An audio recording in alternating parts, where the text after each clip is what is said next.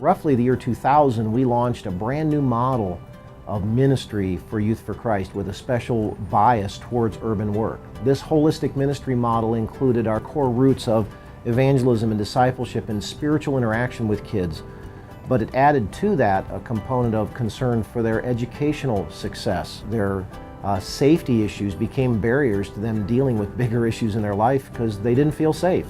And so we began to realize we got to get into some of these other arenas. Kids who are financially melting down, who aren't graduating high school, who aren't able to get a successful job, who are having families and therefore unable to provide for their families, we're moving into crime, moving into illegal and immoral activity in an effort to kind of keep afloat.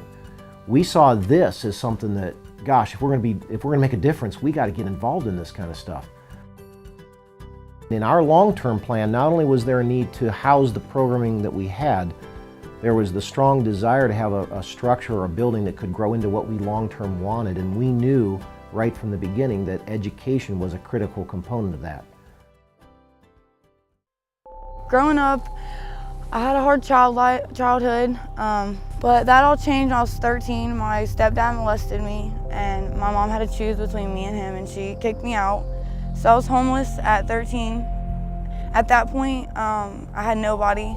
So I turned to sex. I lost my virginity when I was 13 years old. I started drinking. I was an alcoholic for 2 years. I started on drugs.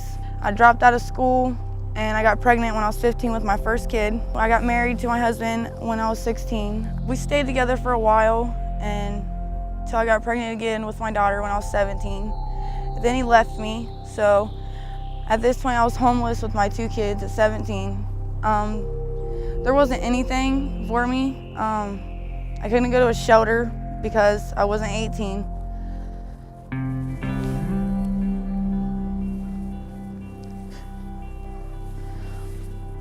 My husband left me and my kids.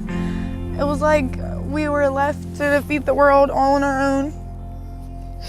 I can remember one night sleeping at the park with my kids and just thinking, like, there got to be something. And finally I was homeless for like 2 months, and that night at the park I prayed, and I started thinking there got to be something, like someone help me. The next day I went to Job and Family Services again for about the 20th time, and on the way out the door there was a paper hanging on the door that was talking about City Life, Youth for Christ, the center. And I came here the next day and applied, and that same day I found a house, and we only moved in with the clothes on our back, but now me and my husband are back together, and I've accepted Christ in my life, and City Life has changed my life in so many ways.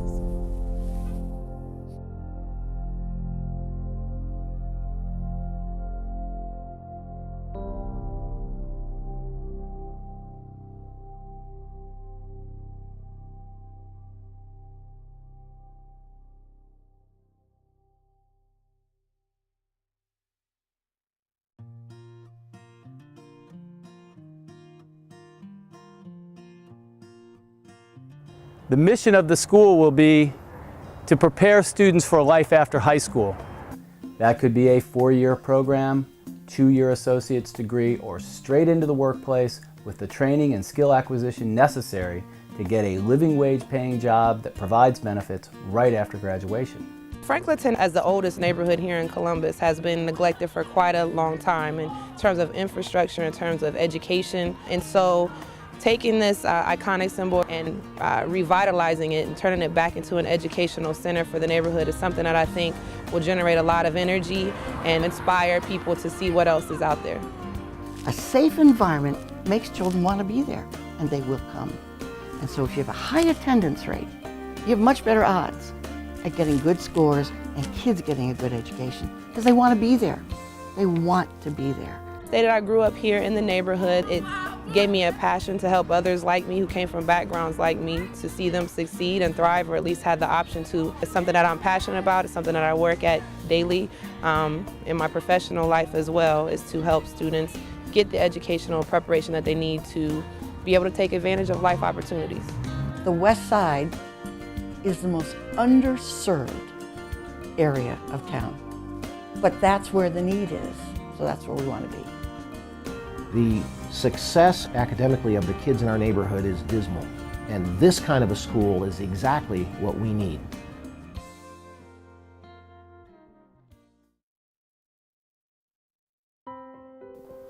My father, he passed away when I was 2 years old from a drug overdose. And throughout my whole kid life, my mom was on drugs and we struggled through that. One day, my mom realized that she just couldn't take care of us no more. I couldn't trust anybody. I didn't love anybody, didn't love myself because I didn't feel loved because I was abandoned. A couple of my friends invited me to come to this thing called City Life. And I checked it out and I loved it. You know, I learned so much about God and it changed my whole perspective on life. I didn't care about school also, but when I started coming around here, it helped me get my focus on school and how to better myself. So I graduated from high school, you know, trying to do things to give these kids an example of hope from down here in this Franklinton area, because I didn't have that. I didn't have nobody from down here telling me I could be anything. And I want to help people. I want to help these kids reach their full potential with God. And I'm ready to do this till the wheels fall off, and I love this place.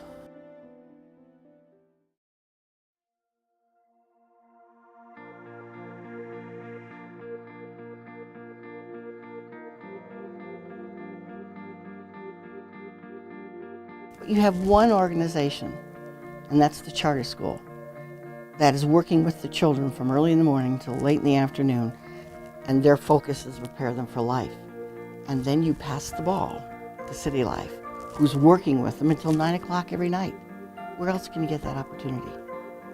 Central Ohio Youth for Christ has a really strong mentorship program already in place here, and we've taken some of their ideas and put them into the Franklinton Preparatory Academy curriculum so that our students will be mentoring the younger students, reaching back and helping those that are just coming in. Kids can only dream about what they're exposed to.